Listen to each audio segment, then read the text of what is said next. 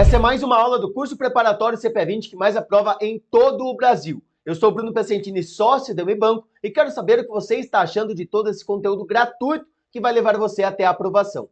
Deixa seu like aqui e um comentário. O que você está achando das aulas, da didática, porque isso é muito importante para nós. Na descrição desse vídeo, eu deixei o link da plataforma de estudos da Unibanco, onde você tem acesso a mais de 1000 questões de múltipla escolha para treinar bastante, um caderno de questões dissertativas para ajudar na memorização do conteúdo e um suporte especializado via WhatsApp com nossos professores para tirar todas as suas dúvidas. Tenha uma ótima aula.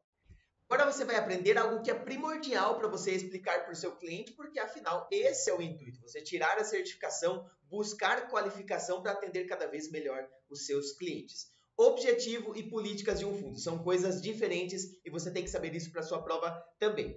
Quando nós falamos de objetivo, nós estamos dizendo onde o gestor quer chegar. E a política de um fundo é como ele vai chegar, vai atingir esse objetivo, essa meta. Ponto importante para a sua prova é que tanto objetivo quanto política devem constar no FIC, Formulário de Informações Complementares. Na prática, a maioria dos fundos vai colocar tanto na lâmina de informações essenciais quanto no FIC, mas o obrigatório é no FIC, tá? Mas na prática a gente sabe que eles acabam colocando nos dois documentos, até porque a lâmina de informações essenciais é mais vista do que o formulário de informações complementares. Agora um exemplo, objetivo do fundo. Olha o objetivo desse fundo. Será buscar acompanhar seu benchmark para que dessa forma o investidor esteja protegido contra a variação do índice oficial de preços do país, que é o IPCA. Aqui são todas as informações que você já tem de outros módulos. Então nós vemos, porque apesar de um módulo ser pouco cobrado na prova, só 3 questões, 5 questões, não importa. São informações que vão complementar outros módulos. Benchmark. Você já sabe que é um índice de referência. Então, se um fundo possui um benchmark, significa dizer que ele vai acompanhar esse benchmark, acompanhar esse índice. E no caso, o índice que ele vai acompanhar é o IPCA, Índice Oficial de Preços aqui no Brasil, Índice de Preços ao Consumidor Amplo. Tá, mas o investidor leu isso, então ele sabe agora onde o gestor quer chegar. Ele busca acompanhar esse benchmark. Mas como que ele vai fazer isso? Porque ele tem diversas maneiras de chegar a esse objetivo. E aí nós vemos na política do fundo. Vou até sair um pouquinho de lado para que você possa ler melhor, tá? Para atingir seu objetivo, o gestor irá buscar ativos que beneficiem o investidor com rentabilidade real, ou seja, rentabilidade híbrida, pós-fixada pela variação do IPCA, mais um percentual fixo. E acaba sendo um pouco óbvio. Para você que já entendeu como funciona o IPCA, o que ele mensura, que é a mensuração da inflação, e a inflação corrói o poder de compra do investidor. Se nós falamos que um fundo vai proteger o investidor contra essa variação, contra a inflação, logo o gestor vai procurar investir, alocar em ativos que paguem uma remuneração híbrida, paguem a variação do IPCA, ou seja, a inflação deu 10%. Está protegido, porque esse fundo, esse ativo, também vai pagar 10%. Mais uma rentabilidade absoluta, uma parte pré-fixada. Onde nós temos isso? NTNB, que é a nota do Tesouro Nacional Série B, que vai pagar exatamente isso. Variação do IPCA, mais uma rentabilidade fixa. NTNB principal, que é a mesma coisa, só que sem o pagamento de cupom. E aí você vai ter variação do IPCA, mais a rentabilidade pré-fixada também. Alguns CDBs, alguns LCIs, LCAs também podem ser classificados dessa maneira. Algumas debêntures, principalmente incentivadas, podem ser IPCA mais uma taxa pré-fixada. Então ele tem diversos recursos para aplicar e trazer esse objetivo para o investidor. O importante é você entender que objetivo é onde o gestor quer chegar, o que ele quer acompanhar ou o que ele quer superar, e política é como. Quais ativos que ele vai buscar no mercado financeiro para honrar com seu objetivo. Seguindo um pouco, nós vamos ter as estratégias de gestão. Nós vamos conhecer ainda a Instrução Normativa 555, que classifica os fundos de investimento em ações, renda fixa, multimercado, cambial, e aí nós temos as classificações Ambima de estratégia. Mas essas estratégias são mais gerais, em que qualquer fundo precisa aplicar, certo? Aplicação e resgate é a primeira estratégia. Então, o gestor, o craque do time camisa 10, ele tem que ter uma estratégia para aplicação e para resgate. Como assim? Pensa que um fundo ele tem 10 milhões de reais de patrimônio líquido. É isso que ele conseguiu arrecadar e captar do mercado financeiro, dos investidores. Então, o gestor sabe que ele tem 10 milhões na mão. Ele vai no mercado financeiro e compra vários ativos. Vai comprando os ativos, vai fazendo suas negociações, faz a proteção. E com 10 milhões, ele está conseguindo 3%, que 3 feio, 3% ao mês para os cotistas. Então, olha só. 3% ao mês. Uma baita rentabilidade de acordo com o fundo que ele está alocando, certo? Vamos supor que você e uma galera que está fora, que não tem cotas nesse fundo, vê essa rentabilidade. Caramba, esse fundo está pagando 3% ao mês, na média, é um fundo muito bom, gestor muito bom, taxa de administração está baixa, não tem taxa de performance, legal. Uma galera começa a aplicar. E aí dobra o patrimônio líquido desse fundo. De 10 milhões, passa para 20 milhões. Ou seja, o gestor vai ter 10 milhões sobrando.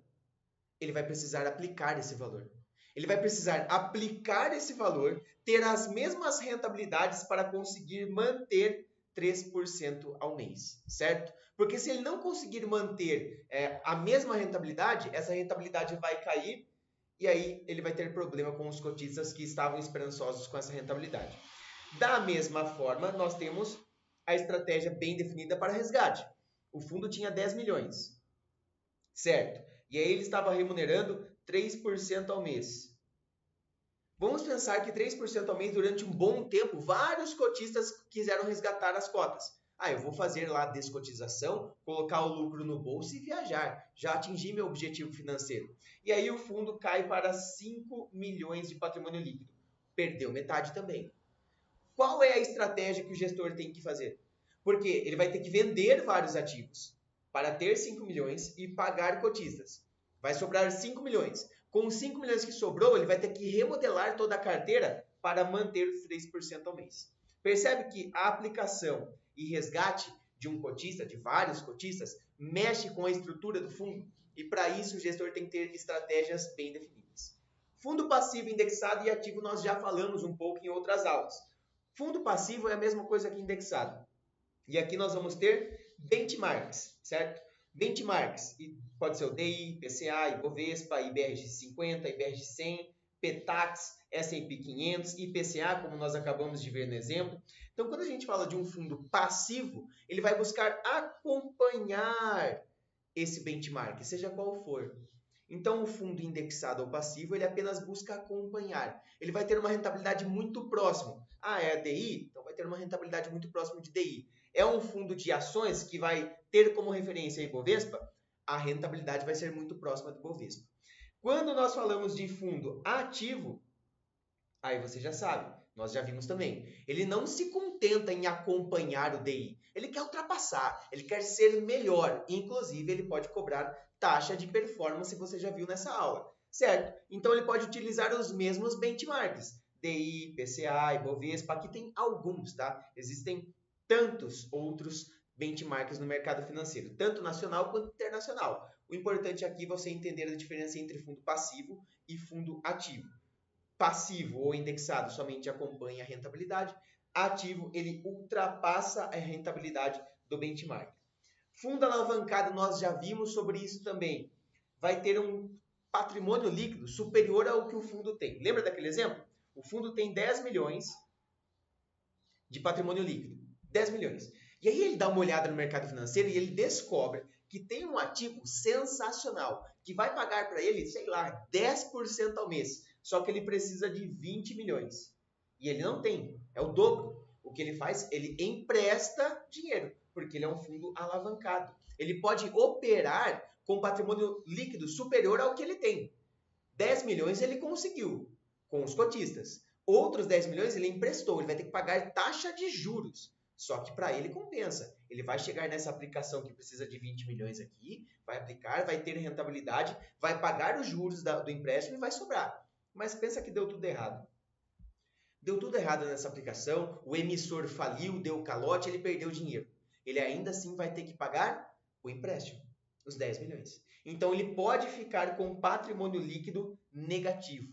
É isso que você precisa saber do fundo alavancado. Como ele funciona, como ele opera, que ele pode captar empréstimos no mercado e passar a ter um patrimônio líquido superior ao que ele tinha antes captado pelo mercado, captado de recursos de terceiros, e que ele pode ficar negativo também. E quando ele ficar negativo, se isso acontecer, o cotista terá que aportar novos recursos, porque o fundo não pode continuar operando com patrimônio líquido negativo. Beleza? Benchmarks já vistos aqui, nós temos as questões das suspensões. Então, o fundo pode suspender para entrada e também para resgate. Como assim? Naquele exemplo do fundo com 10 milhões, pagando 3% ao mês. Caramba, que fundo bom, que fundo bom, que fundo bom, que fundo bom. Todo mundo quer entrar nesse fundo. Quando tem a abertura do fundo verde, da Verde Asset, é uma loucura, muita gente quer entrar. Então, o gestor tem que ter uma estratégia de aplicação muito forte. E se entrar muito mais capital do que ele esperava, ele vai diminuir a rentabilidade do fundo. E aí isso não é interessante. O que ele pode fazer? Suspender as operações. Então ele suspende. Olha só, a partir de hoje, apesar de ser um fundo aberto, ninguém consegue entrar, ninguém consegue comprar cota desse fundo. Tanto o cotista quanto novos cotistas. Não tem como ele fechar somente para um, tá? Ele vai fechar para o mercado e também para quem já é cotista. Ah, eu já tenho cotas nesse fundo, só quero aumentar minha posição. Nesse período não dá, porque ele fechou para aplicação, por conta da estratégia. Suspensão para resgate é a mesma coisa, só que falta de liquidez. Ele vai suspender para os cotistas em caso de 10 milhões do patrimônio, e aí nós tivemos aquela situação. Tá, naquela situação, no exemplo que eu dei agora nessa aula, a rentabilidade estava boa e muita gente quis resgatar. Mas pensa quando acontece algum escândalo de corrupção em alguma empresa. Vamos pensar o seguinte, o fundo é muito alavancado em Vale. E aí aconteceu aquele fato em Brumadinho, certo? Então, as ações da Vale despencaram. Como o fundo tem uma posição muito grande na Vale, os cotistas se assustaram e começaram a resgatar. Tem como o gestor simplesmente pagar todo mundo na hora? Não. Então, ele suspende o fundo para resgate por falta de liquidez. Não tem como pagar todo mundo, então eu fecho o fundo. Ninguém mais pode pedir resgate, já tem uma galera que pediu. Eu vou vendendo os ativos aos poucos e vou pagando todo mundo. Ah, consegui me realocar? Abro para resgate novamente. Ah, muita gente pediu resgate de novo. Fecha o fundo, vende os ativos e vai fazendo essa gestão. Gestão, estratégia de resgate nesse caso, tá bom? Aqui são todos assuntos importantes com relação ao objetivo, política e estratégias de gestão mais gerais. Lá na frente nós vamos entrar nas estratégias mais específicas de cada um dos fundos. Aguardo você na próxima aula.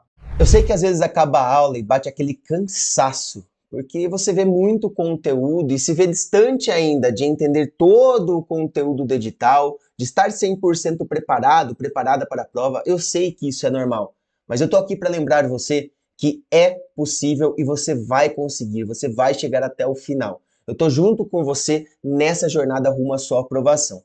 Eu deixei separado no link da descrição desse vídeo o acesso à nossa plataforma de estudos, caso você queira mais questões para se sentir confiante com a linguagem da prova, um caderno de questões dissertativas para que você possa memorizar mais o conteúdo e, claro, um suporte especializado por WhatsApp com professores para você tirar qualquer dúvida. Eu não quero que você chegue no dia da prova com dúvidas, com medo e se sentindo sozinho. Tô junto com você nessa e aguardo você aprovado.